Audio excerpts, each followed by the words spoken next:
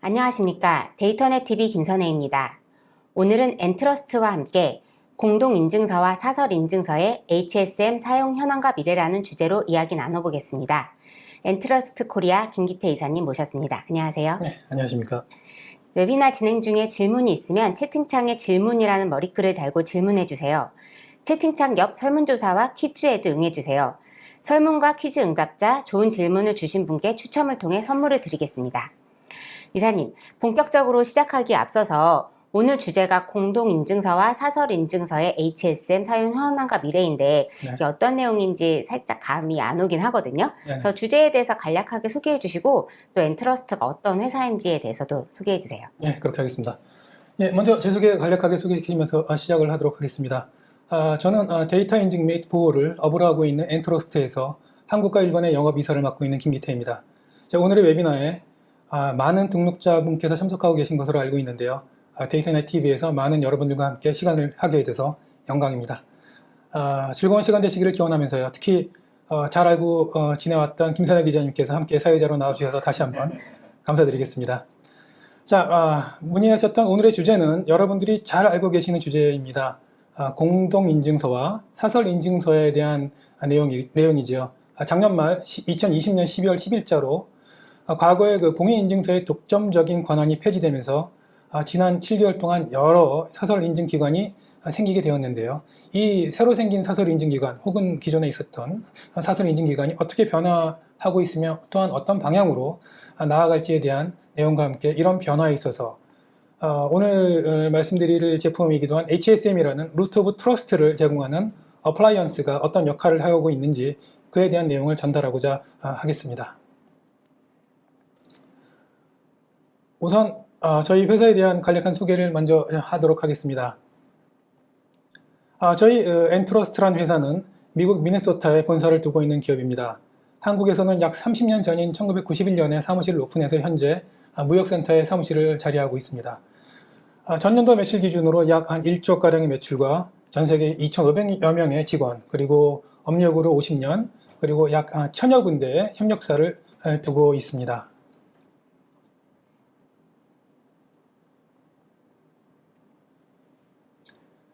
회사의 주업은 여기 보시는 것처럼 안전한 결제 및 신원 인증, 그리고 데이터 활성화에 있으며 여러분들이 사용하시는 신용카드 등의 카드 발급기 시장에 있어서 글로벌 강자로 자리매김해왔던 데이터카드라는 회사가 주력이 되어왔던 그런 회사입니다. 최근에 엔트러스트라는 이름으로 회사의 명을 바꿨죠. 오늘 말씀드리는 HSM 사업부문은 좌측에서 네 번째부터 있는 사업부문으로서 약 2년 전에 이 엔트러스트 회사에 합병이 되어서 회사의 두 개 사업부문, 즉 데이터카드 사업과 HSM 사업부문 중 하나의 사업부문을 자리하고 있습니다. 합병 전에는 한국에서는 엔사이퍼라는 브랜드명이자 회사명으로 널리 알려져 있었던 회사이기도 합니다.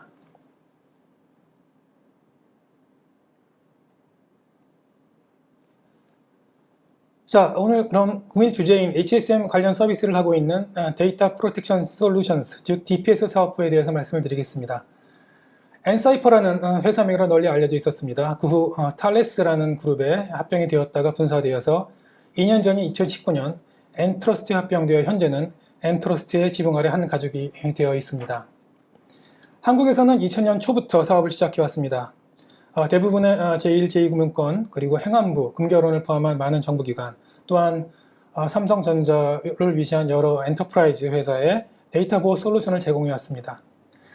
좀 재미있는 점을 말씀드리자고 하자면 제가 입사한 10년 전에는 대부분의 대형 고객사분들이 금융권에 속해 있는 그런 회사분들이었습니다. 물론 지금도 금융권은 HSM의 가장 중요한 고객사분들입니다. 물론 그건 더 이상 중요하다는 말을 할 필요도 없겠습니다만은 이 제품이 범용화돼 가면서 시장이 엔터프라이즈 쪽으로 매출이 신규 창출이 되고 있으며 현재는 보다 큰 시장을 이루고 있는 점은 HSM을 영업하고 있는 제 입장에서는 굉장히 고무적이라 할 수 있겠습니다. 즉 보안을 위해서 암호화 시장이 점점 더 커져왔고 암호화를 생각하다 보면 암호화의 키 관리가 더욱 중요한 요소가 되다 보니 암호화 및 암호화 키 관리에 있어서 루트 오브 트러스트를 제공하는 HSM의 사용 용도가 넓어진 결과라고 생각하고 있습니다. 또한 최근에는 금일 말씀드리는 사설 인증과 함께 클라우드 분야, 블록체인 사업, IoT 사업 등의 필수적인 하나의 그 IT 시스템 요소로서 자리매김하고 있으면서 최근에는 최근 7, 8년간 한국에서 최근 7, 8년간은 삼성전자가 가장 큰 고객사라고 말씀드릴 수 있겠습니다. 글로벌하게는 사과 회사라고 하죠. 예, 사과 회사나 마이크로소프트 같은 회사가 저희 엔트러스트 그 DPS 사업 부문의 가장 큰 고객사 분들이 되시겠습니다. 네, 이사님. 이제 본격적으로 웨비나의 주제에 들어가기 앞서서 이제 공인증서와 사설인증서에 대해서 좀 말씀을 해주실 거잖아요. 네, 그렇습니다. 그래서 이제 많은 분들이 이제 공인인증서는 사라졌다. 그래서 스마트폰 얼굴 인식이나 뭐 통신사 인증 서비스나 이런 아주 간편한 것을 인증할 수 있다고 알고 있는데 구체적으로 기존의 공인인증서가 어떤 문제가 있었는지 또 이제 어떻게 달라졌는지 설명해 주시겠어요? 예. 그 공인인증서의 그 뭐 폐해라든가 혹은 어떻게 지금 사설 인증이 나왔다는 걸 말씀드리고자 하면은 이에 대한 그 좀 공인인증서의 역사를 먼저 말씀드릴 필요가 있을 것 같습니다. 자, 여러분들이 이미 잘 알고 계신 내용이라 할 수 있습니다. 왜냐하면 우리 생활에 직접적으로 영향을 준 정책 변화이기 때문에 여기 캡처해 놓은 그 뉴스 자료를 보시게 되면은 공인인증서가 폐지가 되었다, 뭐 마감되었다라는 표현을 쓰고 있습니다만은 그런 단어보다는 공인인증서가 누려왔던 우월적인 법적인 지위, 즉 본인을 인증한다라든가 전자서명을 한다는 그런 점에 있어서 우월적인 법적인 지위가 없어지고 사설 인증 사업자와 함께 경쟁의 시대로 돌아섰다라고 말하는 게 좀 더 맞지 않나 싶습니다. 예, 공인인증서의 그 역사를 말씀드리고자 하면은 굉장히 오래됐습니다. 1999년도부터 약 21년간 인터넷상에서 금융거래 및 공공기관에서 혹은 본인 인증 수단으로서 독점적인 권한을 가져왔었습니다. 이 그 공공기관 및 금융거래에 있어서 독점적인 권한을 가져왔던 공인거래소가 그 2020년 12월 10일 약 한 7개월 전을 기점으로 마감이 되었습니다. 공인인증서는 과거에 인터넷상에서 본인 신원을 확인할 수 있도록 금융결제원 혹은 한국전자인증 등 국가가 보증하는 6개의 CA라고 그랬죠. 6개의 발급기관이 발급한 증명서로 인터넷 뱅킹이나 전자상거래, 전자민원 등에서 본인임을 증명하는 본인 증명수단으로서 법적인 권한을 지난 21년간 우리와 함께 해왔습니다. 즉 본인 인증과 전자서명에 있어서 독점적인 권한을 가져온 것이죠. 하지만 이런 공인인증서를 사용하기 위해서는 지금 말씀하신 그 공인인증서의 문제점이라고 말할 수 있는 액티브엑스라든가 여러 가지 보안 프로그램 등을 깔아야 되는 그런 문제가 있었고요. 또 EXE 파일을 깔아야 되는 그런 이유도 있었고, 또 브라우저 간의 호환 문제라든가, 또 브라우저가 또 그 EXE 파일이라든가 혹은 액티브엑스를 지원 안 하는 그런 정책을 발표함으로써 또 그 지속적인 공인인증서는 좀 사용에 문제를 이루었던 것이 사실입니다. 하지만 이런 공인인증서의 폐지는 단순하게 작년에 이루어진 그런 것이 아니라 이미 수년 전부터 예고된 그런 행위였었습니다. 특히 그 7년 전인 2014년 박근혜 정부에서는 경제 민주화의 규제 완화 사항으로서 천성이 코트 사건을 이유로 공인인증서의 그 독점적인 권한을 의무 사용 조항을 삭제하게 됩니다. 그때 문제됐던 내용은 중국 사람들이 공인인증서가 없어서 혹은 공인인증서를 사용하기가 어려워서 옷을 구매하지 못한다. 천성이 코트를 구매하고 싶어도 구매하지 못한다는 내용이었었습니다. 그런 지시 때문일 수도 있겠습니다만 그해 전자금융거래법이 개정이 되면서 공인인증서를 사용한 의무조항, 공인인증서를 통해서 금융거래를 하라는 의무조항이 삭제가 되게 됩니다. 그리고 1년 뒤인 2015년부터는 액티브엑스 조항이 사라지게 되고 그리고 그 이후에 뱅크사인이라든가 혹은 카카오뱅크라든가 혹은 K뱅크라는 그 금융거래를 할 수 있게 하는 민간에서 금융거래를 할 수 있게 하는 인증서 사업자가 계속 나오게 되죠. 어쨌든 2018년도에 정부는 처음으로 공인인증서 제도를 폐지한다고 발표를 하였습니다.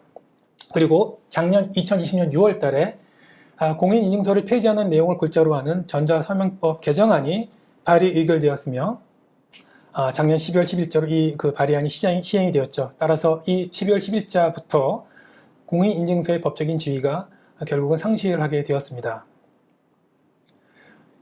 그 결과 저희들은 과거 공공기관이나 금융기관의 로그인이라든가 서류 신청이라든가 대금 결제라든가 인터넷 뱅킹 등 본인 인증과 전자서명에 있어서 모두 의존해왔던 공인인증서 시대를 이제 벗어나서 넘게 돼서 여러 새로운 스타일의 또 편리한 간편한 형태의 사설 인증 시스템을 사용할 수 있게 되었고, 이런 그 사설 인증 시스템을 통해서 온라인 세상에서 금융기관 혹은 공공기관에서 본인을 인증하고 또 전자서명을 할 수 있게 되어서 계약 및 금융거래를 할 수 있는 그런 새로운 시대를 맞이하게 된 것입니다.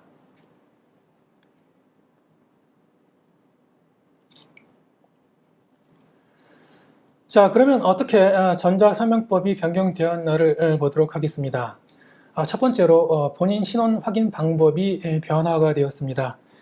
보시게 되면 기존에는 은행이라든가 혹은 기관을 쫓아가서 본인을 직접 대면 확인을 통해서 본인을 갖다 확인을 시키는 절차가 필요하게 되었습니다. 이래야지 인증서가 발급되고 그 인증서를 통해서 전자서명을 할 수 있었습니다만은, 변경된 전자서명법은 5가지 방법 플러스 1, 5 플러스 1이라고 그러는데, 대면 혹은 비대면을 통해서 그 신원을 확인할 수 있게 했고요. 그 신원 확인 방법으로는 휴대폰 인증이라든가 혹은 계좌 인증 혹은 또 생체 인증, 또 혹은 신분증 사본을 제출한다라든가 혹은 화상 통화를 통해서도 인증을 하는 방법도 있습니다. 어쨌든 2가지 이상의 이런 인증 요소를 갖다가 택해야 되고, 그걸 통해서 이제 본인을 확인하는 그런 절차를 거치게 되었습니다.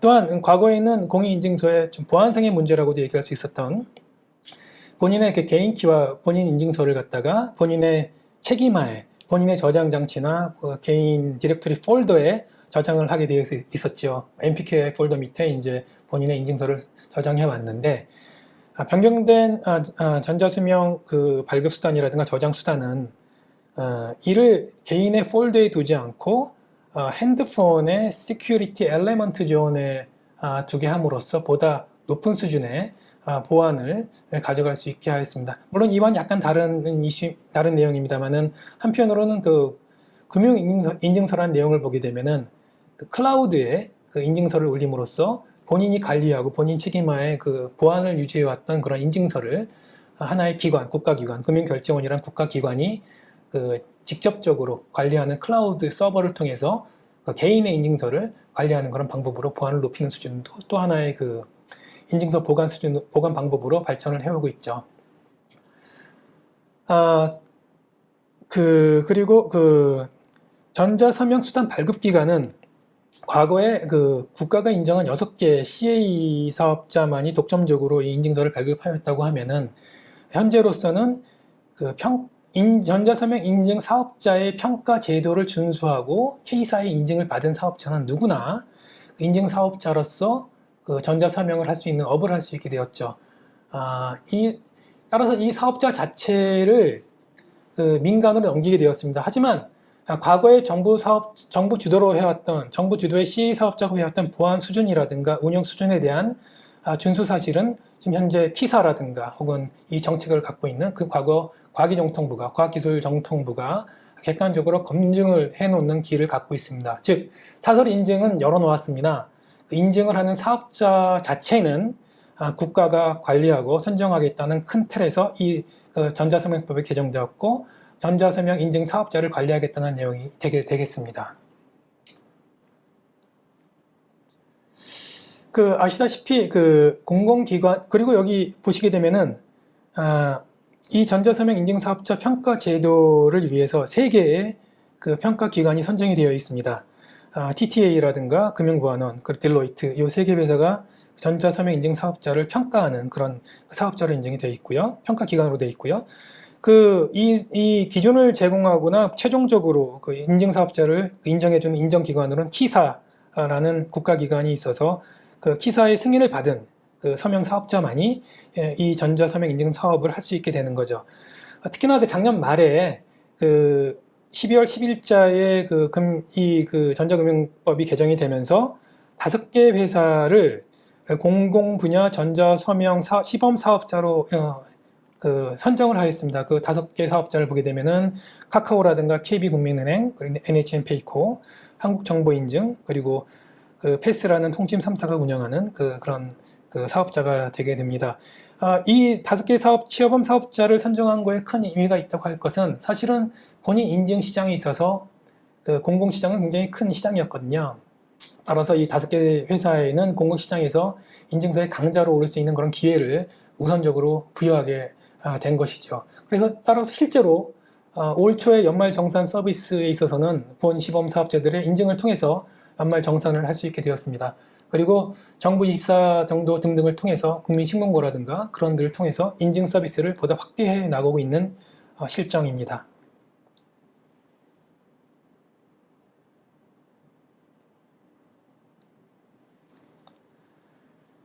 예, 작년 12월 10일자 이후 약 7개월이 지난 오늘날 사설 인증서 시장은 한마디로 그 시장 주도권을 갖기 위한 각축의 장이 되었다라고 말씀드릴 수가 있겠습니다. 일단 금융거래만 보자면은 아직도 많은 분들이 공동인증서라는, 즉 과거의 공인인증서죠. 그 과거의 공인인증서를 통해서 금융거래를 하고 계시기도 하고, 금융결제원에서 제공하는 클라우드 금융인증서를 통해서 금융거래를 하고 계시기도 합니다. 보시면 요새 금융사이트 들어가시면 제일 눈에 크게 띄는 것이 이렇게 2개죠. 과거의 공인인증서, 공동인증서라고 되어 있고, 또 금융인증서라고, 이건 클라우드 금융인증서인데, 요 2가지가 가장 상단이나 가장 보기 좋게 나와 있는 그런 본인을 로그인하는 방법이고요. 또한 KB나 신한은행 같은 회사들은 자체 인증 솔루션을 통한 인증 체계를 선보이고 있습니다. 뭐 소리라든가 그런 자체 솔루션을 선보이고 있습니다. 불편한 점이 있다 그러면 은행 간에 사설 인증서를 통합하는 작업이 지연이 되었다던가 아니면 협의가 좀 잘 안 되고 있어서 현재 각 은행별로 각자 도생의 길을 가고 있다는 점인데요. 이런 각자 은행 간에 통합하는 작업이 지연되면서 사용자 입장에서는 과거 공인인증서가 갖고 있었던 그런 효율성의 문제가 계속 이어져 가고 있다는 문제를 계속 안고 있기도 하고 있습니다. 금융거래 이외의 문제를 본다 그러면은 플랫폼 사업자라고 할 수 있죠. 네이버나 카카오 같은 회사들은 과거 통신사들, 패스 같은 그런 서비스 등을 통해서 본인 인증해왔던 본인 인증 수단을 갖다가 직접 본인들이 가져가게 되면서 보다 강력한 플랫폼 사업자로서 발전할 수 있는 그런 계기가 마련되기도 하였다라고 말씀드릴 수 있겠습니다. 또한 기존의 인증서는 개인의 책임하에 개인의 저장 장치나 말씀드렸던 NPKI 폴더 밑에 저장이 되어 있었습니다만은 이것이 핸드폰 시큐어 엘리먼트 존으로 넘어감으로써 보안적인 측면에서는 훨씬 발전되었다고 볼 수 있겠습니다. 또한 말씀드린 것처럼 클라우드에 저장하는 방법 등 뱅크사인 서비스를 말씀드린 거라든가 금결원에서 올 초부터 선보인 윗단에 말씀드린 클라우드 금융 인증서를 말씀드린 거입니다만은 이런 클라우드에 개인의 인증서를 저장하는 방법까지 등으로 진화됨으로써 시간적이나 물리적인 그런 한계를 벗어나는 그런 신규 서비스를 보이고 있다라는 점 등이 진화한 점이라고 말씀드릴 수 있겠습니다. 어쨌든 현재까지의 사설 인증 시장의 스코어를 말씀하라고 한다면은 플랫폼 사업자인 네이버, 카카오, 그리고 요새 전국민 앱으로 발전하고 있죠. 토스 앱을 기반으로 하고 있는 그런 빅테크사가 좀 치고 나가고 있으면서 국민은행이라든가 신한은행, 농협 등 금융권 등이 각축을 벌이고 있는 장이라고 말씀드릴 수 있으나 아직까지는 7개월 지난 입장에서 현재 보자고 한다면은 뚜렷한 강자는 좀 더 두고 봐야 하는 상황이다라고 말씀드릴 수가 있겠습니다. 참고로 6월 초에 뉴스권에 나온 내용을 말씀드리면은 국민은행이 약 800만 인증서를 발급해왔다고 하고 있고요. 네이버사 같은 경우는 1000만, 카카오 같은 경우는 2,300만, 토스 같은 경우 2,300만, 카카오 같은 경우는 기존에 오랫동안 해온 사업을 바탕으로 약 3,000만이 넘는 인증서를 발급해 왔다고 지금 뉴스에 나와 있는 내용을 말씀드립니다. 네. 이사님, 그러면 이번 전자서명법이 개정이 되면서 공인증서가 사설인증서랑 똑같은 지위에서 경쟁을 하게 되면서 사설인증 사업자들도 경쟁력을 좀 높이기 위해서 여러 가지 뭐 사용자 편의성이라든지 보안성이라든지 이런 걸 갖추면서 자신의 경쟁력을 입증을 하고 있잖아요. 네, 그래서 그렇습니다. 반드시 사업자들이 갖춰야 할 어떤 보안성이라든지 이런 부분을 좀 정리하는 게 있을 것 같은데 네. 어떤 것들을 좀 강조하고 있는지 그것도 설명해 주시겠어요? 예, 가장 큰 장점이라고 할 만한 것은 사설 인증서를 사용하게 되면 편의성이라고 할 수 있겠습니다. 기존의 공인인증서는 뭐 저장 매체도 본인 책임하에 폴더에 둔다라든가 뭐 본인 디스크에 둔다라든가 그런 혹은 또 패스워드도 본인이 뭐 그 긴 문장의 패스워드를 관리한다라든가 그 이유밖에 없었죠. 본인 인증하는 건 아이디 패스워드 중에 패스워드는 이제 패스워드 방식밖에 없었던 거죠. 하지만 그 사설 인증서 시장으로 넘어가게 되면서 많은 사설 인증 사업자들은 보다 간편한 인증을 무기로 이 경쟁 시장을 뛰어들게 됩니다. 또한 과거의 공인인증서의 유효기간이 1년에 불과하였다고 하면은 사설 인증서의 그 갱신 기간은 대부분이 약 3년 정도 긴 기간 동안 사용할 수 있도록 이제 사용 기간을 넓혀 놓은 거죠. 다만 불편한 점이 있다 그러면 이제 공동 인증서는 하나만으로도 이제 물론 등록하는 과정은 다 거쳐야 됐습니다만은 굉장히 많은 사이트, 금융기관이라든가 공공 사이트에서 본인 인증과 또 전자 서명을 할 수 있는 그런 권리를 누려왔습니다만, 물론 지금도 사용이 가능하죠.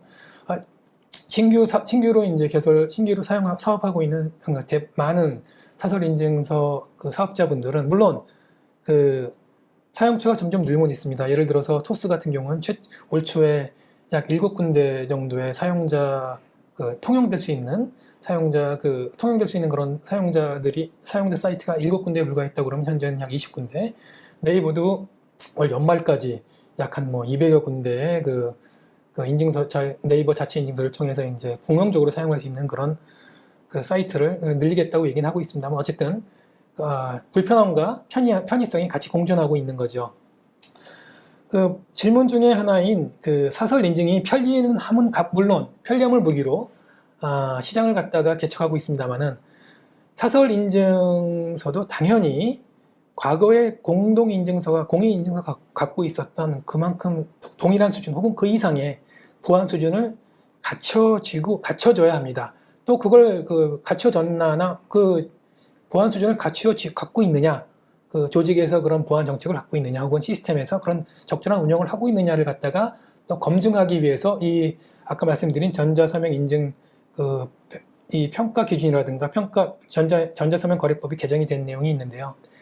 이 세 군데 평가 기관, 즉 DTA라든가 금융보안원이라든가 딜로이트에서 보고 있는 즉 전자인증 평가 세부 기준을 보게 되면은 얼마나 많은 보안적인 조치라든가 시스템적인 요소를 갖춘다라든가 운영 절차를 갖춰야지 전자인증 사업자로 인증받을 수 있는지에 대한 내용이 자세히 나와 있습니다. 여기 장표로 보여드리는 내용들은 사실은 금융보안원 사이트에서 다운로드 받은 내용이고요. 보안원 사이트에 가시면 전문을 갖다가 다운로드 받으실 수 있습니다. 이 규정이 중요한 이유는 전자서명 인증 사업자로서 승인을 받으려면은, 즉 사설 인증 사업자로 인정을 받기 위해서는 이 평가기관이 정리해 놓은 여러 평가 기준을 충족시켜야 하는데요. 여기 오늘 페이지, 이 장표에 발췌해 놓은 부분은 전자서명 부분을 좀 발췌해 왔습니다. 어떻게 전자서명을 관리할 것인가에 대한 내용입니다. 내용을 보게 되면은 정부가 보장하는 안전한 알고리즘을 사용할 것이라든가, 또한 다자인증 체계, 즉 멀티팩터 오센티피케이션을 갖다 해야 된다라든가, 정보를 안전하게 보호할 수 있는 보관 장치를 마련해야 된다라든가 그런 내용이 나와 있고요. 또한 각각의 예시를 보시게 되면은 KCMVP 검증을 받은 HSM을 사용해야 한다, 혹은 HSM의 M of N을 기능을 사용해야 된다, 혹은 저장 장치로서 KCMVP 인증을 받은 HSM 내 전자서명 생성 정보 저장 장치를 구비해야 된다라는 내용이 예시로 나와 있기도 합니다.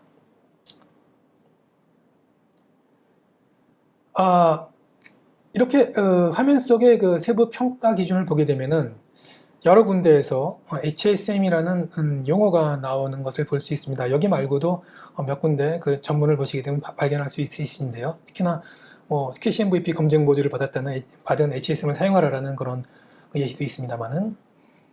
그럼 왜 이렇게 그 정부에 준하는 기관의 문서에 특정 제품을 말씀을 언급을 하는 걸까요? 어떻게 보면은 전자서명 인증 사업자가 해야 할 가장 중요한 전자서명 생성 관리 보호에 대한 내용에 대해서 HSM이라는 특정 제품을 예시하고 있습니다. 그 내용은 사실은 백단을 보게 되면은 과거 공인인증서 시절에 6개, 6대 C에서도 마찬가지였습니다만은 인증서의 암호화 키 관리에 있어서는 루트 오브 트러스트를 제공해 왔던 HSM을 그 개정된 그 전자서명법에 있어서 전자서명법에 있어서의 새로운 사설 인증 사업자분들도 전자서명의 관리에 있어서는 전자서명의 개인키 관리에 있어서는 적어도 인증서 키를 HSM을 통해서 관리해야 한다라는 점을 명백히 예시하고 있는 거라고 볼 수 있겠습니다.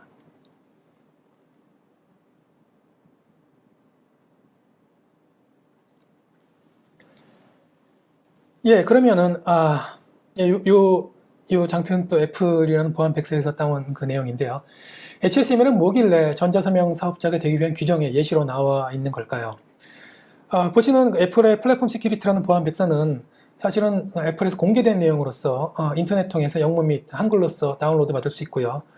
이 보안 백서는 보안에 대한 많은 가이드를 주기 때문에 우리나라 많은 기업에서 그 보안 지침으로서 많이 좀 기준으로 삼고 있는 그런 내용이기도 합니다. 그런데 이 애플 보안 백서를 보게 되면 굉장히 많은 곳에서 HSM이라는 내용을 확인할 수 있고요. 그들이 그 HSM을 통해서 어떻게 그 아이폰, 그들이 제조하는 그 제품에 보안을 강화를 적용하고 있는지를 좀 더 자세하게 찾아볼 수 있습니다. 여기서 보시는 것처럼 키체인용 그 키체인의 그 플랫폼에 HSM을 적용했다라든가 패스워드를 갖다 관리한다라든가 HSM을 통해서 키 관리를 한다라든가 그런 내용이 그 자세하게 나와 있습니다. 자세하게 나와 있습니다. 그럼 본격적으로 다음 장표부터는 HSM이 어떤 그 기능을 갖고 있는지에 대한 내용을 살펴보도록 하겠습니다.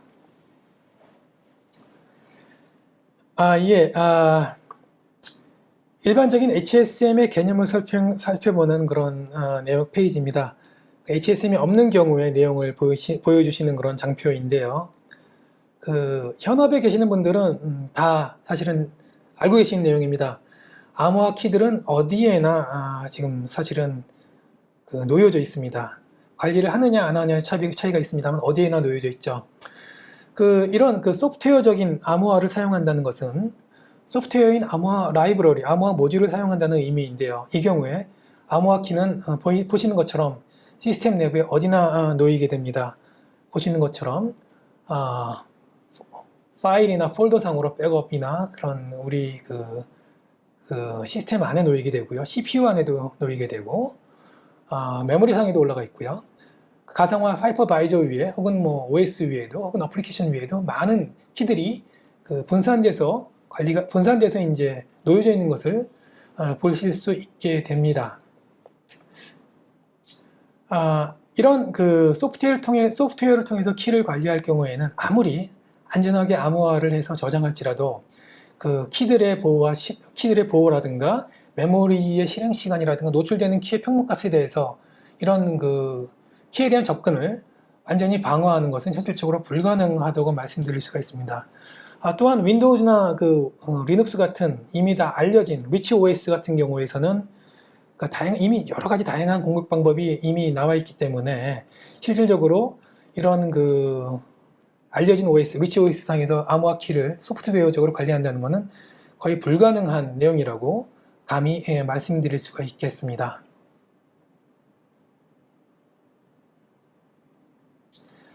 자, 그럼 이 장표는 전 장에서 말씀드린 HSM을 사용하지 않을 때의 모습과 이렇게 사용하지 않을 때의 모습, 즉 암호화 키들이 여러 군데 이제 노출되어 있죠. HSM을 사용할 경우에 바뀐 내용을 갖다가 보여주시고 있습니다. 기존의 사방에 노출되어 있었던 사용자 키와 암호화 라이브러리를 이쪽에 그 물리적으로 분리가 되어 있는 HSM으로 몰아넣게 되는 겁니다.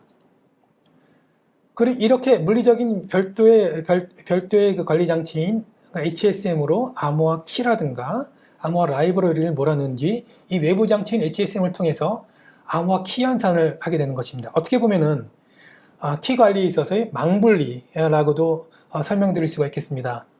따라서 기존 사용 환경, 즉 이쪽의 사용 환경에 어떠한 보안적인 위협이 있을지 할 위협에 상관없이 적어도 암호화 키만큼은 안전하게 보관이 가능하신 겁니다. 한편으로 아래쪽 이쪽 내용을 보시게 되면은 HSM의 동작 방식을 간단하게 보여주고 있습니다.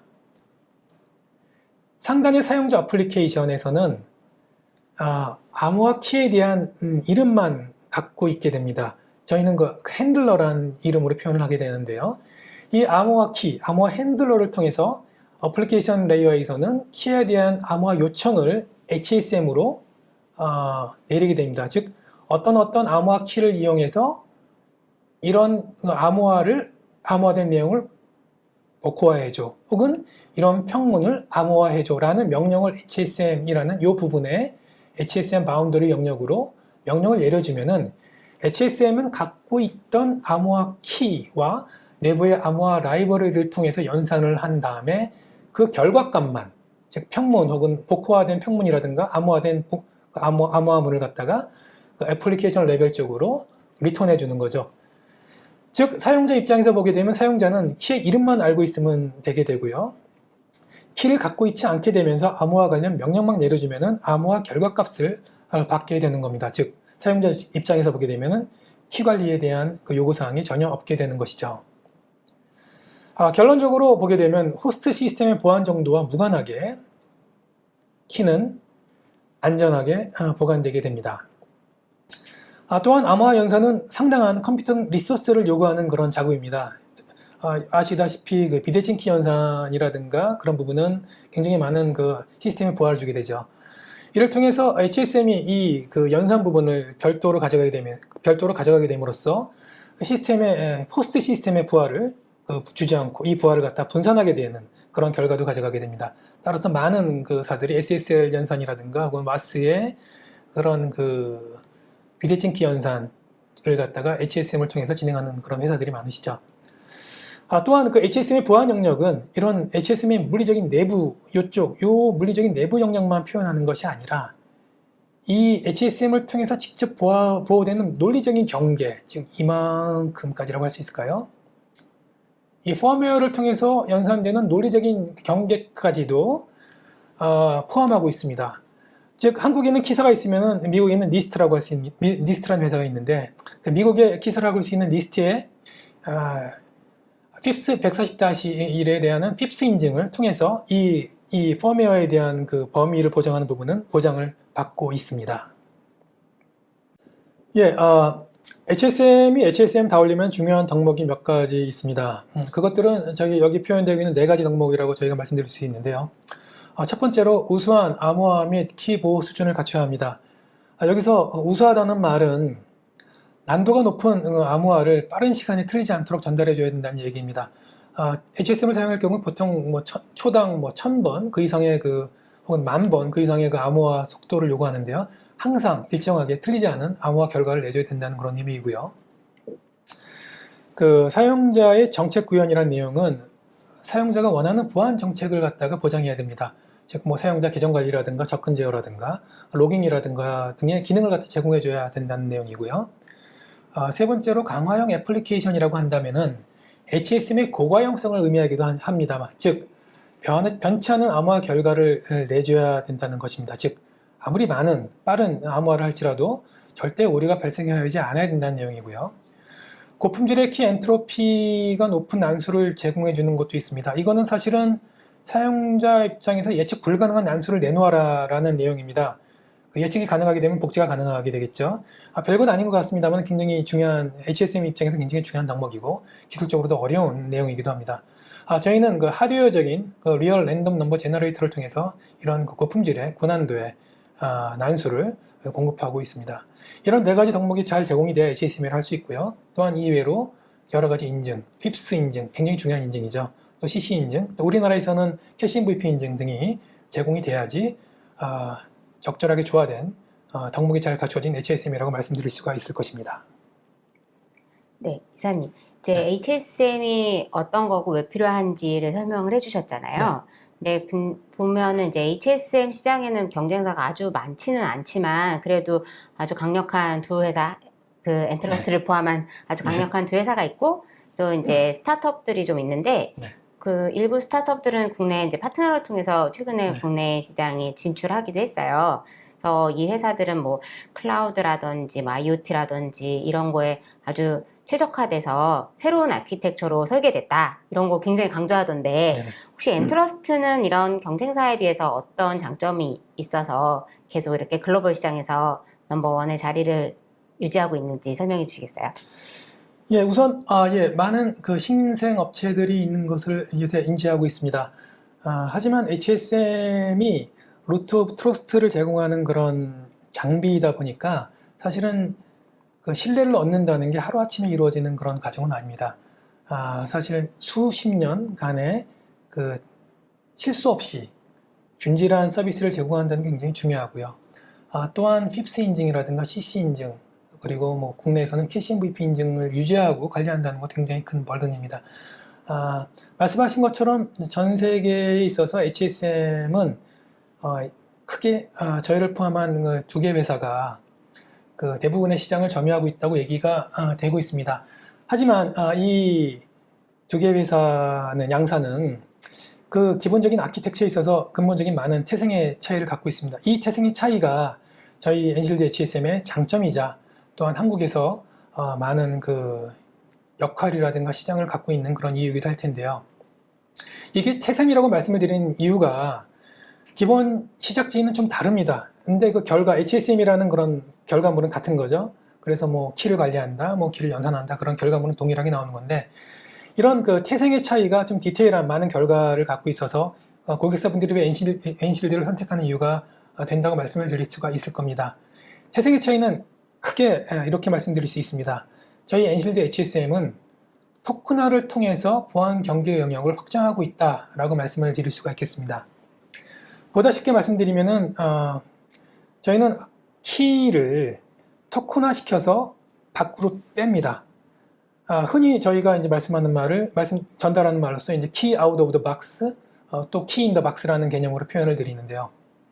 저희는 암호화 키를 이쪽 그 장표에서 보시는 것처럼 HSM 암호화 키죠. 어플리케이션 키를 HSM 내부의 마스터 키를 통해서 토큰화 시킵니다. 토큰화 시켜서 이 토큰화된 이 토큰을 밖으로 일반적인 스토리지로 넘겨서 일반적인 스토리지에 이 토큰화된 이 키를 갖다가 저장하고 관리하고 있습니다.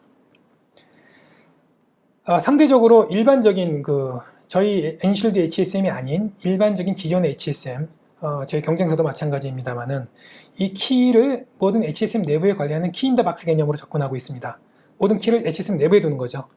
물론 모르겠습니다. 이게 보안적인 이슈가 어느 것이 세다, 어느 것이 더 보안 빈도가 높다 그런 얘기를 다 하는 얘기도 나옵니다만은 사실은 모든 양사가 그 보안에 있어서는 리스트가 규정하는 FIPS 140-1의 규정을 다 준수하고 있는 입장이고 또한 이렇게 키 인 더 박스 혹은 토큰 아웃 오브 박스 그런 개념으로 인해서 저희는 보안 영역을 갖다가 HSM뿐만이 아니라 HSM 외부에 펌웨어 레벨까지 그 FIPS 인증을 받은 보안 영역으로서 이제 확장을 시킴으로써 많은 유연성과 또 HSM으로서의 기능을 갖다 보다 사용할 수 있게 해주는 그런 디테일한 그런 차이점과 장점을 갖게 되었습니다. 여기 몇 가지 크게 간단하게 장점을 말씀드린다고 하면은 일단 저장 그 키를 토큰화시켜서 외부로 뺨으로써 그 관리할 수 있는 키의 개수에 그 논리적인 제한이 없어졌습니다.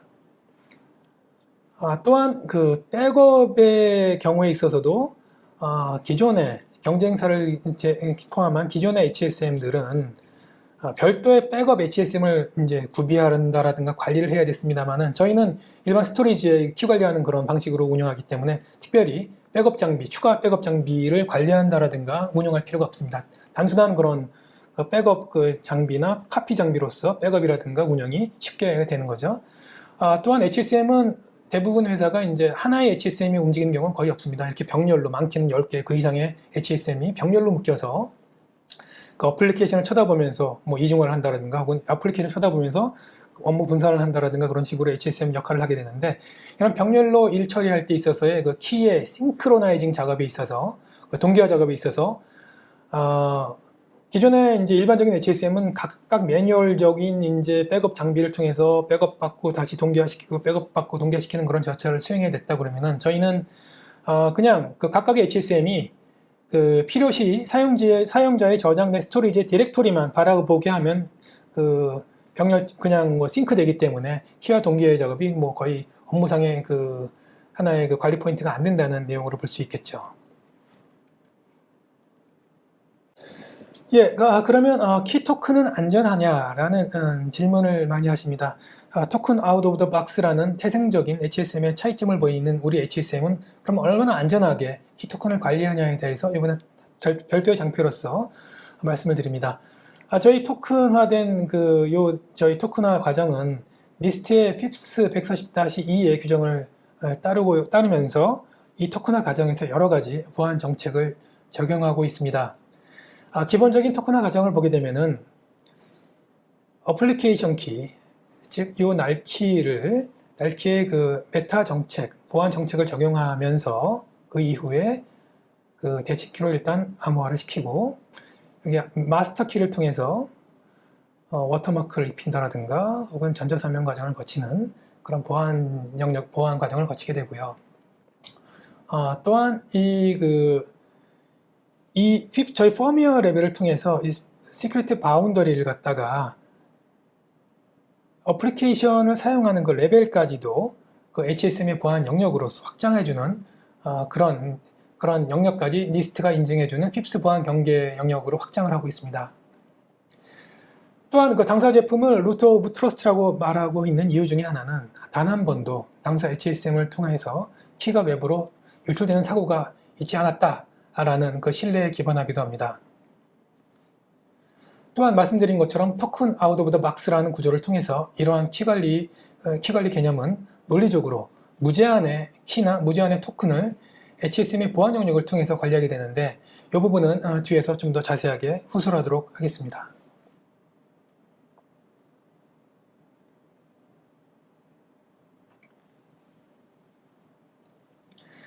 자, 이렇게 토큰 아웃 오브 더 박스라는 개념에서 시작된 저희 엔쉴드는 저희 자체 개념으로 시큐리티 월드라는 이름으로 이제 저희가 그 아키텍처를 정의하고 있는데요.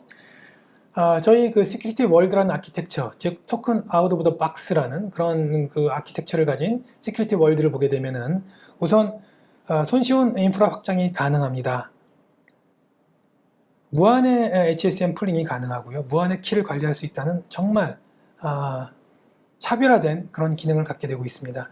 물론 다른 경쟁사, 특히 저희 그 양대 산맥이라고 할 수 있는 다른 경쟁사도 최근에 IoT라든가 블록체인 시장에 맞춰서 키를 랩핑하는 그런 기능을 갖다가 추가하긴 했습니다만은, 저희랑 태생이 다른 제품인지라 이 부분에 있어서의 그 기능의 확장성이라든가 이런 인프라 확장의 능력은 저랑 많은 차이를 보여주고 있고요. 좀 더 한번 후술은 하겠습니다만, 또한 그 손쉬운 백업이라든가 복제의 자동화라든가 저장에 있어서의 편의성, 그런 유연성이 저희 시큐리티 월드라는 아키텍처의 장점이기도 합니다. 또한 하드웨어가 장애 났을 경우에 키 자체를 안에 두지 않기 때문에, 즉 토큰화 시켜서 밖으로 떼기 때문에 장애 복원에 있어서도 보다 원활하게 복원이 된다고 얘기할 수 있고요.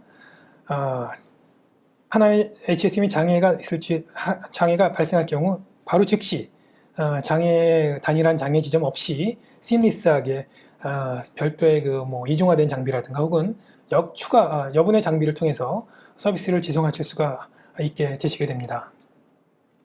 또한 저희는 자체 그 벤더 네이티브 라이브러리를 제공해 드리고 있습니다. 물론 JC라든가 PKCS11이라든가 일반적인 HSM이 제공하는 API도 다 제공해 드리면서 추가적으로 벤더 네이티브 라이브러리를 제공해 드림으로써 그 HSM이 구현할 수 있는 모든 기능을 API 레벨로 컨트롤이 가능하다는 점이 또 하나의 장점이기도 하겠습니다. 이것이 또 하나의 저희 당사의 시큐리티 월드의 가장 큰 차이점이라고 얘기 드릴 수가 있겠습니다.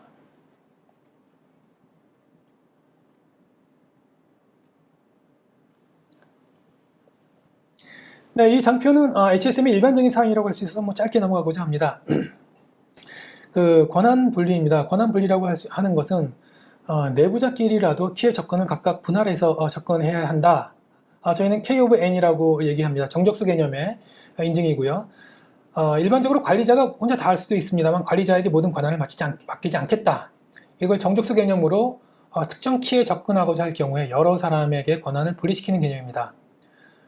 적어도 예를 들어서 이제 K of N을 3 of 5라고 할 경우에는 카드를 5개 만들지만 적어도 3개 카드가 모여야지 원하는 정책을 갖다가 입힌다라든가 키를 사용할 수 있는 권한을 갖게 됩니다. 예를 들자면 이제 미국 영화를 보실 때 뭐 핵 단추를 누를 때 이제 뭐 국방장관이라든가 뭐 대통령이라든가 이게 비밀 코드를 넣어야지 그 핵폭탄이 이제 날아가는, 혹은 이를 취소할 때도 여러 사람이 모여야지 각각의 그 패스워드를 넣어야지 이제 이게 취소가 되는 그런 구조와 비슷한 내용이라고 뭐 설명을 드릴 수가 있겠습니다. ACS라는 이름이 보이고 OCS라는 이름이 보이는데요. 어드민 셋과 오퍼레이션 셋인데요. 어드민 카드 셋 같은 경우는 이제 최초의 키 설정이라든가 장애 복구 등의 관리자 업무를 할 때 사용하는 그 카드 셋이 될 것이고요. 실질적으로 어플리케이션 키를 사용하시는 키 사용자분들은 OCS 카드, 즉 오퍼레이션 카드 셋을 통해서 권한 분리 및 그 키에 대한 접근 제어를 할 수 있게 됩니다.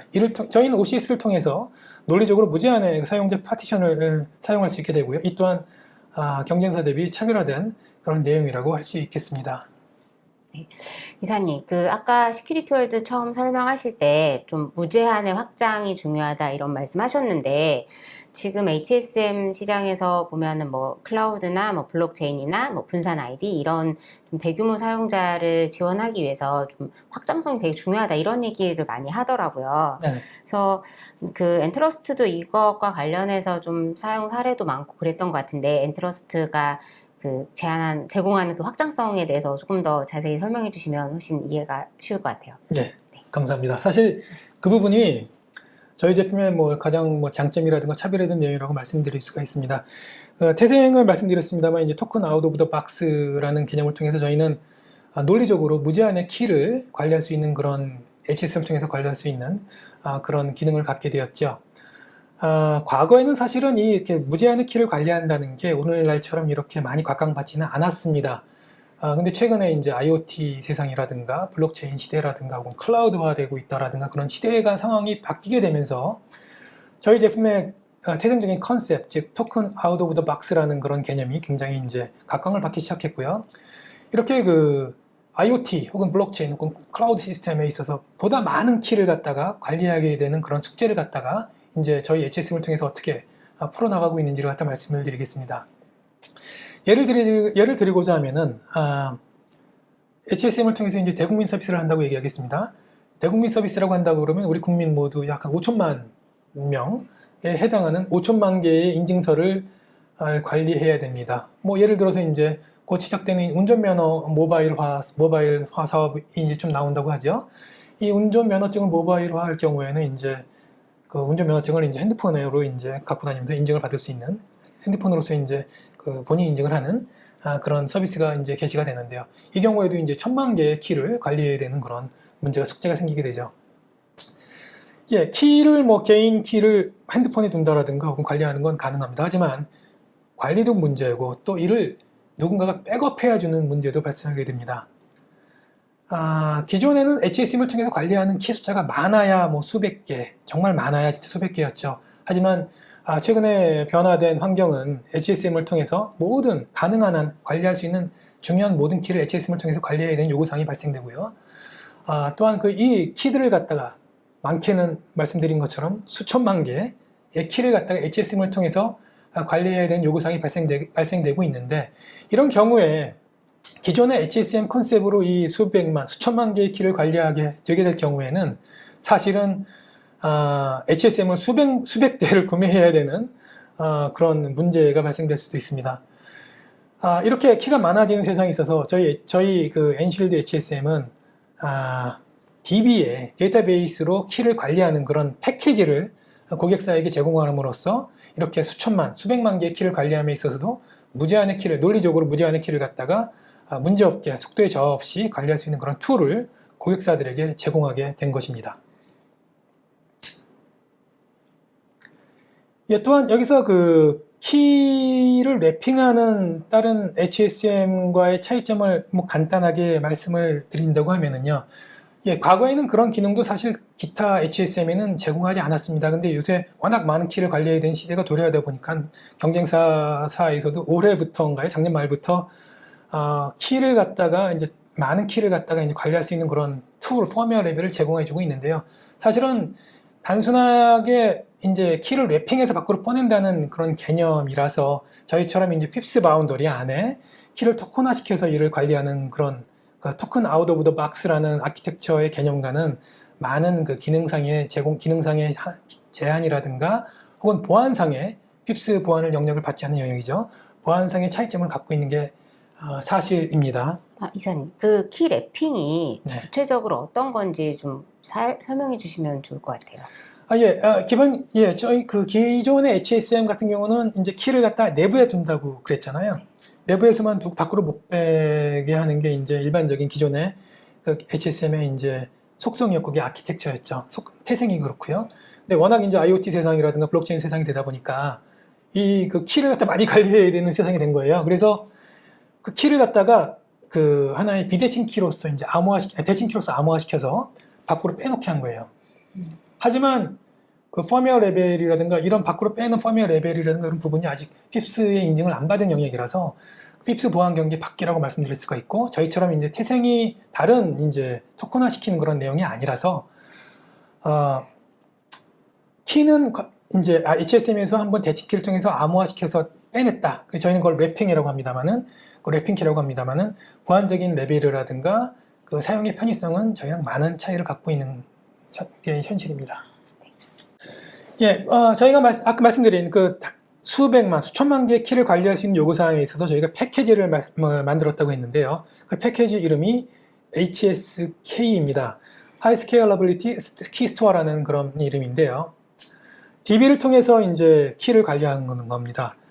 과거에 저희 엔쉴드 HSM이 논리상으로 무제한의 키를 갖다 파일 시스템을 통해서 이제 저장이나 관리를 할 수 있었습니다만은 파일 특성상 그 하나의 그 디렉토리에 약 10,000개, 저희 테스트 결과 약 15,000개, 2만 개가 넘어가게 되면은 그 파일 IO가 굉장히 많은 부하를 일으키게 됩니다. 그래서 한 그 디렉토리 폴더 안에 저희 그 토큰을 갖다가 뭐 2만 개, 그 이상 이제 저장하게 되면은 실질적인 그 서비스 운영에 좀 서비스 운영이 좀 어려울 정도로 서비스의 그 부하를 일으키게 됩니다.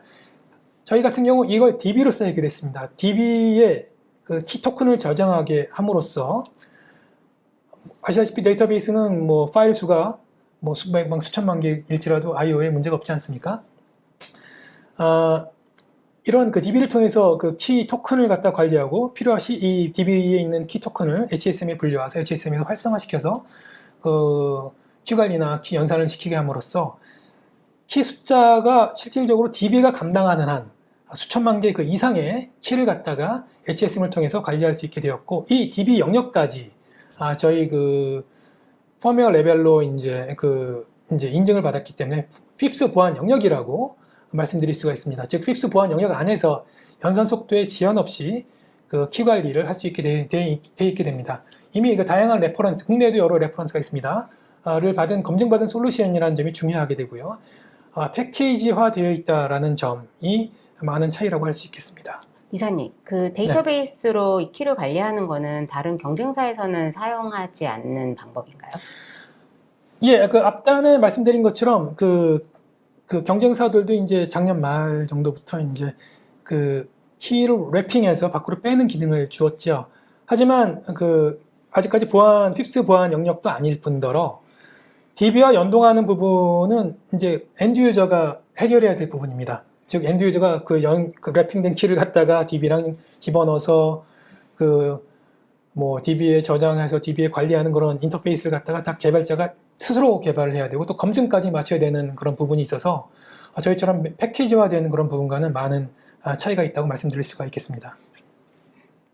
즉 저희 건 이미 검증받았고 뭐 붙여서 사용하시게 되면 되는 거죠. 즉 뭐 개발의 요구 사항이라든가 또 이걸 갖다가 패키지 이걸 갖다가 나중에 제대로 돌아가고 있나에 대한 검증의 필요 사항이 없게 된 것입니다. 예, 성능을 말씀드리면은 여기 지금 보면 TPS라는 이름이 나오는데요. 그 Transaction per Second, 즉 1초에 얼마나 많은 전자 사명을 하느냐인데 키 숫자가 1000개, 10,000개, 10만 개, 100만 개에 있어서도 그 속도의 지연 없이 약 1000번의 TPS를 보여주고 있는 것을 보여주고 있습니다. 이 속도는 뭐 1000만 개, 5천만 개일 경우에도 거의 차이가 없게 됩니다. 이사님, 네. 계속 아까 이제 강조하신 말씀이 국내나 해외에서 검증된 솔루션이다 이렇게 말씀하셨잖아요. 네.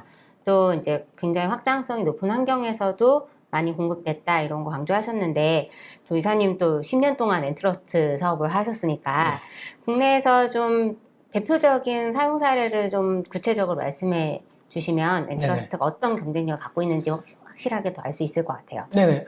장표를 한 3장 준비했고요. HSK 그 사례 2개, 그리고 이번에 사설 인증 사용 사례 이렇게 하나 말씀 올렸습니다. 특히 그 행정안전부 같은 경우는 그 이름을 직접 써도 된다고 그래서 이제 이렇게 명시를 해서 말씀드렸습니다. 정부 24시가 사실 모바일 앱으로서 출시가 돼서 여러분들이 현재 사용이 가능하십니다. 작년에 구축된 사이트고요. 이 그 모바일화 시켜서 이제 행안부가 운영하는 정부 24시 앱을 운영함에 있어서 도전 과제가 있었다면 이 그 전 국민의 인증용 개인키를 중앙에서 안전하게 관리를 해야 되고 이를 통해서 안전하게 이제 서비스를 제공해야 되는데 또한 성능까지 균질하게 보장해야 되죠. 이런 데 있어서 저희 HSM과 HSK라는 그 솔루션을 통해서 모든 국민이라고 하면 5천만 국민이 될 수도 있겠죠. 인증용 개인키를 HSM 보안 경기 내 DB 테이블에 저장하면서 사용을 시켜드렸습니다. 정부 24 앱을 지금 들어가시게 되면은 뭐 약 한 30개 정도의 서비스를 갖다가 모바일을 통해서 지원받으실 수 있고 그 여러분들의 그 개인키들은 정부에서 안전하게 관리가 되고 있습니다. 예, 두 번째로 말씀드릴 HSK 국내 사용 사례는 클라우드 인증서 서비스입니다. 예, 과거에 개인의 저장 장치라든가 폴더에 저장하였던 인증서의 개인키를 이제 그 저장의 주체를 이제 특정 기관이 하겠다는 거죠. 클라우드 서버에 이런 개인키를 저장하여서 사용자의 키에 사용에 있어서의 시간적이라든가 물리적인 공간의 제약성을 없애겠다라는 그런 도전 과제가 있었습니다. 저희는 이에 저희 엔쉴드 HSM과 HSK 솔루션을 통해서 인증용 그 개인키를 그 클라우드 서버에 올림으로써 그 클라우드 서버도 HSM 보안 경계내 그 DB 테이블에 올림으로써 안전하게 그 클라우드 인증서 서비스임에도 불구하고 수천만 개의 인증서 키를 갖다가 관리하면서 지체 없이 서비스를 운영하는 그런 프로젝트를 원활하게 수행하였습니다. 그리고 이 장표에서는 저희 그 엔트러스트 데이터 프로텍션 솔루션 사업부가 하고 있는 4가지 전문 서비스에 대해서 설명을 드릴 건데요. 물론 메인 사업은 왼쪽 하단에 있는 그 제품 구축 및 제품 판매입니다. 하지만 이 제품 구축 및 판매를 그 넘어서서 저희는 PKI 컨설팅 서비스를 제공하고 있습니다. 이 제공하는 인력들은 한국 분들은 아니십니다. 홍콩이나 미국의 기반의 컨설턴트 분들이시고요. 물론 한국에도 많은 로컬 그 컨설팅 펌을 통해서 여러분들 PKI 컨설팅을 받고 계신 것으로 알고 있습니다. 하지만 그 HSM 기반의 글로벌 수준의 컨설팅 서비스를 제공하고 있다는 것을 말씀드릴 수가 있겠고요. 두 번째로는 우측 상단에 있는 그 고객이 필요로 하는 솔루션을 개발해 드립니다. HSM 기반의 암호화 솔루션을 개발해 드리고 있습니다. 국내에도 몇 번의 여러 그 사례가 있고요. 이사님, 네. 이 고객 맞춤형 암호화 솔루션 개발이 경쟁사에 비해서 좀 더 특별히 어떤 이점을 주거나 그런 것도 있나요? 단순하게 HSM 제품만 공급해 드리는 게 아니라 HSM을 통해서 보다 HSM을 가장 잘 활용할 수 있는 방법을 갖다가 방법을 알려드리면서 베스트 프랙티스를 알려드리면서 고객사가 원하는 솔루션을 저희가 대행해서 개발해 드리는 거죠. 뭐 마케팅적으로 승인을 받은 회사라서 이름을 뭐 거명해도 될 것 같습니다만은 삼성전자에서 과거 반도체 사업부에서 진행했던 IoT 사업에 있어서 아틱이라는 플랫폼에 아틱이라는 이제 IoT 플랫폼이라면 아무래도 이제 많은 협력 업체가 같이 이제 하고 있는 하나의 에코시스템이었었는데 그 IoT를 같이 수행하고 있는 협력 업체들 간에 그 펌웨어에 대한 안전한 전자 서명을 하는 시스템을 저희가 HSM 기반으로 삼성전자에 구축해 드린 적이 있었습니다. 가장 큰 저희 구축 사례라고 말씀드릴 수가 있겠고요. 예, 그 정도 말씀드리겠습니다. 그리고 마지막으로 그 HSM 기반의 그 교육 및 인증 사업을 진행하고 있습니다. 한국에서는 고객사 온사이트 기반의 교육을 해드리고 있고요. 홍콩에서는 홍콩이 자체, 저희 홍콩이 APEC에 본사가 위치하고 있습니다. 자체 교육장을 통해서 국내 여러 그 HSM을 교육받고자 하는 그 사람들을 대상으로 약 각각 이틀에 해당하는 2가지 교육 커리큘럼을 시행해 오고 있습니다. 수행받은 사람들에 대해서는 각각 수료 인증서도 제공해 드리고 있습니다.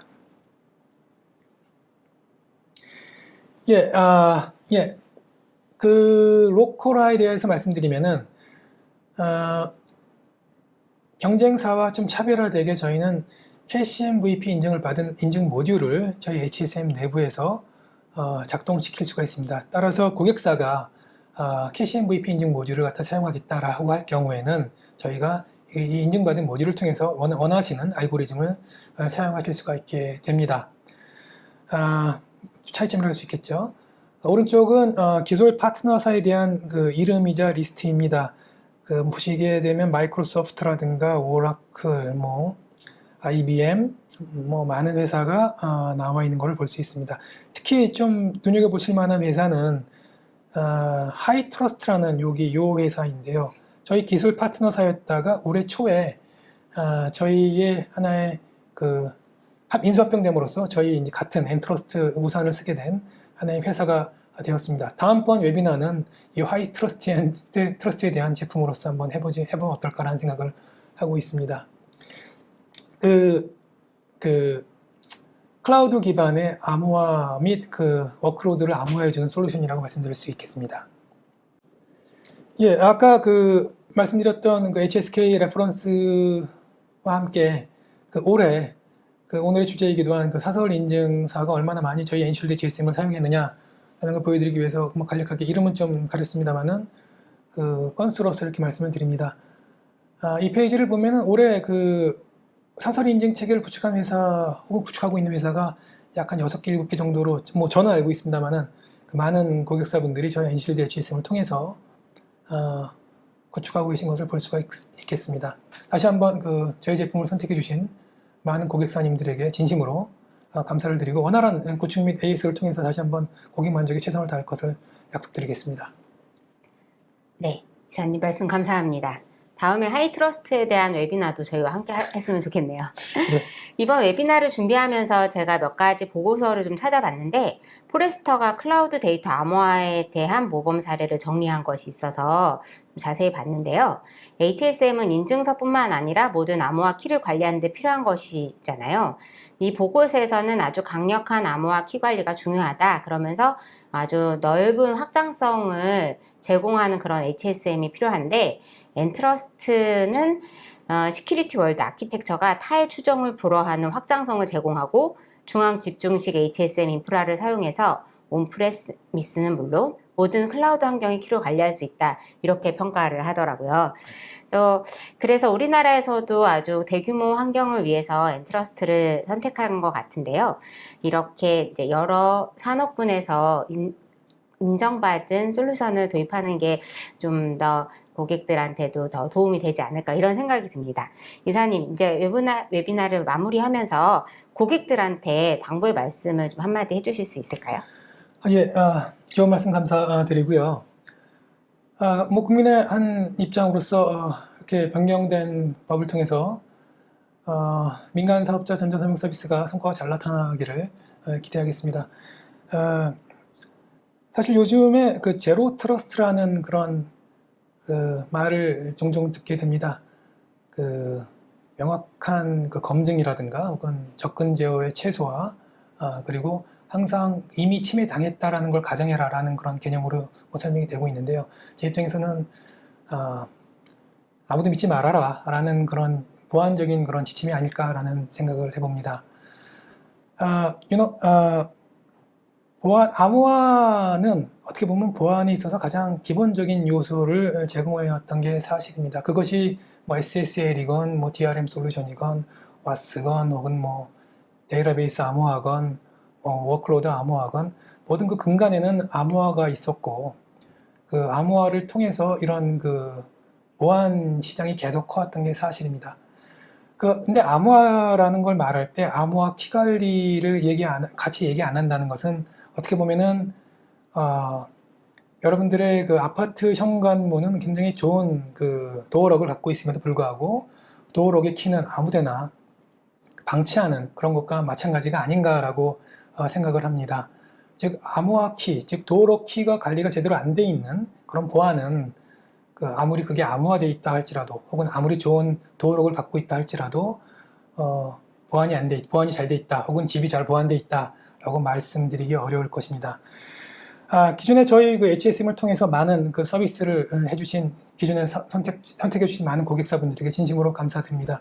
저희는 앞으로도 그 루트 오브 트러스트를 제공하는 HSM 벤더사로서 최선의 역할을 하도록 하겠습니다. 앞으로도 저희 HSM 벤더사인 엔쉴드 HSM 그리고 엔트러스트를 많이 사랑해주고 관심을 가져주시기를 진심으로 부탁드리겠습니다. 감사합니다. 네, 이사님 말씀 감사합니다. 네, 감사합니다. 오늘 발표한 내용 외에도 궁금한 점이 있으면 엔트러스트로 연락주세요.